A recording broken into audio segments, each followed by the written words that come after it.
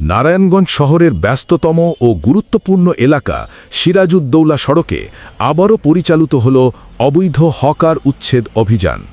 সোমবার ২৭ এপ্রিল বিকেলে নারায়ণগঞ্জ জেলা প্রশাসন ও নারায়ণগঞ্জ সিটি কর্পোরেশনের যৌথ উদ্যোগে এই অভিযান পরিচালনা করা হয়।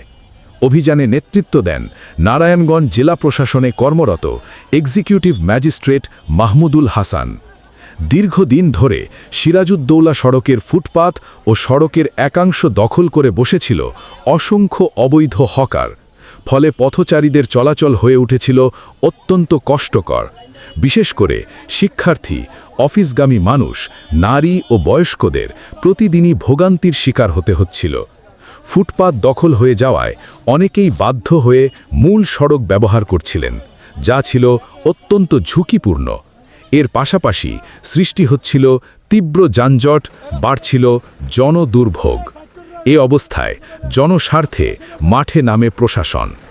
অভিযান চলাকালীন অবৈধভাবে ফুটপাত ও সড়ক দখল করে ব্যবসা পরিচালনাকারীদের সরিয়ে দেওয়া হয় এবং জনসাধারণের চলাচলের পথ উন্মুক্ত করা হয়।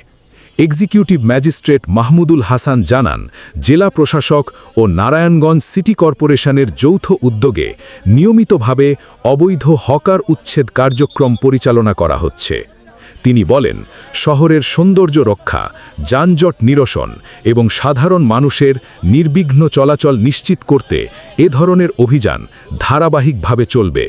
তিনি আরও স্পষ্টভাবে জানান, কোনোভাবেই অবৈধ দখলদারদের ছাড় দেওয়া হবে না।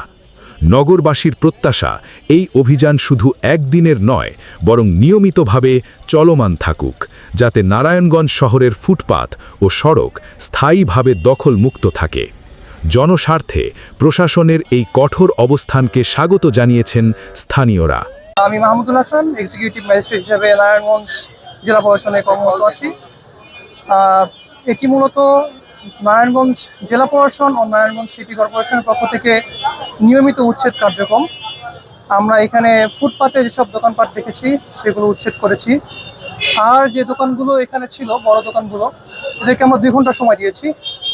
এই 2 ঘন্টার মধ্যে এরা এখান থেকে উচ্ছেদ হবে আর কি। সেক্ষেত্রে আমরা পুনরায় ব্যবস্থা গ্রহণ করব। এটি আমাদের যে দোকানগুলো আছে এগুলো অবৈধ এবং এরাও দখল করে রাখছে, এগুলো কি উচ্ছেদ করার জন্য 2 ঘন্টা সময় দিচ্ছেন, নাকি এরা এদেরকে উচ্ছেদ করবেন না? অবশ্যই এদেরকে উচ্ছেদ করব। আমি বলেছি যে এটি আমাদের নিয়মিত উচ্ছেদ কার্যক্রমের অংশ।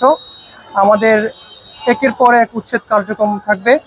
তো আজকে আমরা 2 ঘন্টা সময় দিয়েছি এনাদেরকে। যদি 2 ঘন্টার মধ্যে উচ্ছেদ না হয়, চলে না যায়, তাহলে আমরা ব্যবস্থা গ্রহণ করব। ধন্যবাদ।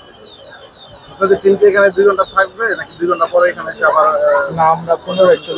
আমরা পুনরায় চলে আসবো 2 ঘন্টা পরে।